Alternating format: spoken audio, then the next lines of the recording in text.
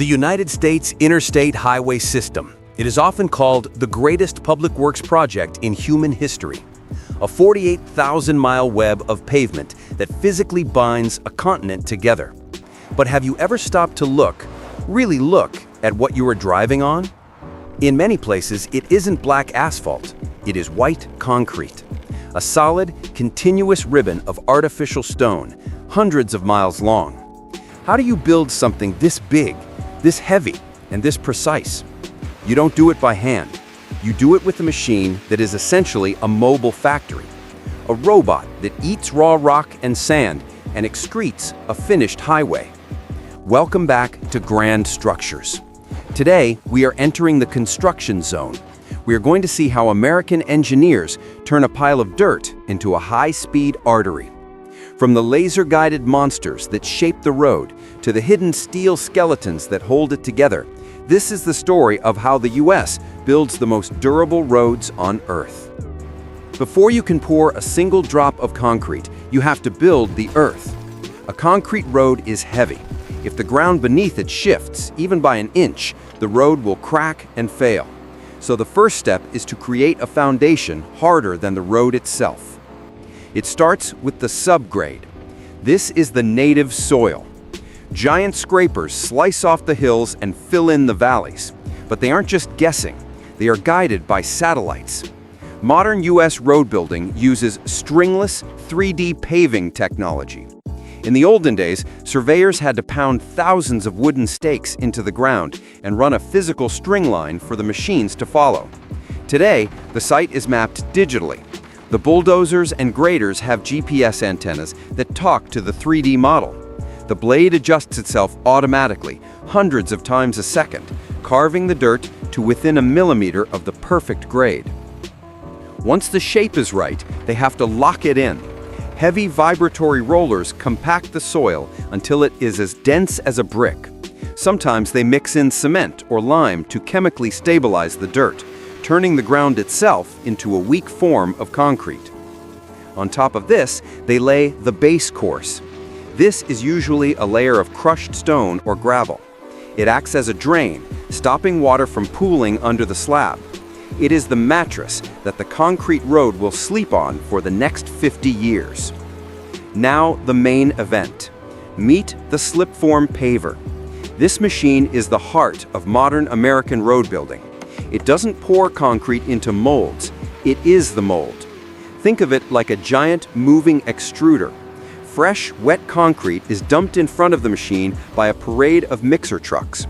A spreader plow or an auger, a giant screw, spreads the concrete evenly across the width of the lane. Then the magic happens. The machine moves forward over the pile. Inside the throat of the paver, powerful hydraulic vibrators shake the concrete. This liquefies the mix, forcing all the air bubbles out and making it dense and strong.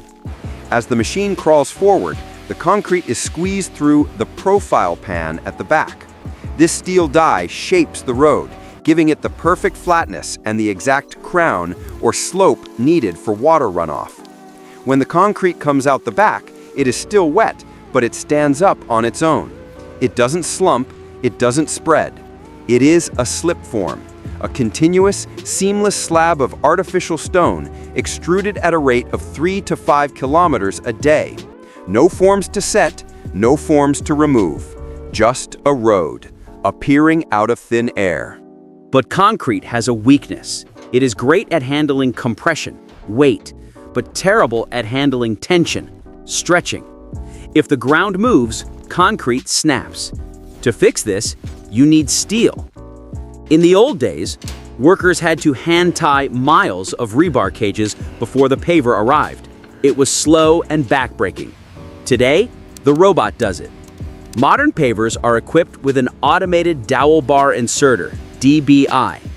As the machine paves, a computer tracks exactly where the joints in the road will be. When it hits the right spot, a carriage on the back of the paver drops a row of smooth steel bars, dowel bars, onto the wet concrete. Then, hydraulic forks vibrate and push the bars deep into the slab, burying them instantly. The concrete flows back over them, leaving no trace. These bars are critical. They act as load transfer devices. When a heavy truck drives over a joint, the bar transfers the weight from one slab to the next, preventing the road from getting bumpy or stepping down. It is a feat of timing and precision. The machine is burying thousands of steel bars perfectly level and parallel without ever stopping. The road is formed, but if you drove on it now, it would be as slippery as glass. You need friction. You need texture. Following the paver is another robot, the texture cure machine. It drags a piece of artificial turf or a specialized metal comb across the wet surface. This creates thousands of tiny grooves, tining. These grooves channeled rainwater away from tires, preventing hydroplaning and giving your car grip. Then, the machine sprays a white liquid over the road. This is the curing compound. Think of it as sunscreen for concrete. Concrete does not dry, it cures. It needs water to harden chemically. If the sun evaporates the water too fast, the concrete will crack. This white seal locks the moisture inside, forcing the concrete to cure slowly and reach its maximum strength. Finally, after the concrete hardens, saw crews come in.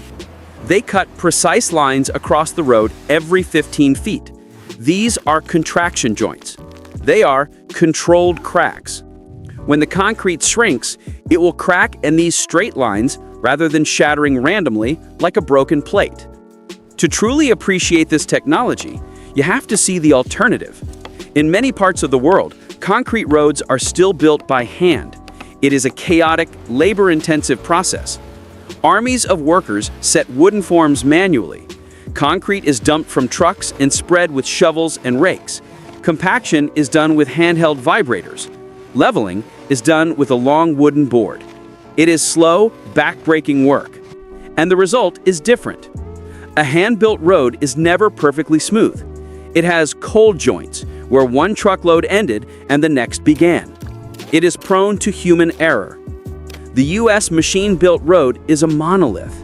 It is consistent. It is mathematically perfect. This isn't just about laziness. It's about longevity. A machine-built concrete highway is designed to last 30 to 50 years. An asphalt road might need resurfacing in 15. In the long run, the expensive machine is actually the cheapest way to build. We take roads for granted. We complain about the construction zones. But the next time you are driving on a concrete highway, listening to the rhythmic thump-thump of the tires, remember what is under your wheels. You are driving on a marvel of engineering. A structure built by robots guided by satellites, reinforced with steel injected by hydraulic arms, and finished with the precision of a Swiss watch. It is a grand structure that hides in plain sight. What do you think? Is concrete the king of the road, or do you prefer the smooth ride of asphalt? Let me know in the comments below. Thanks for watching.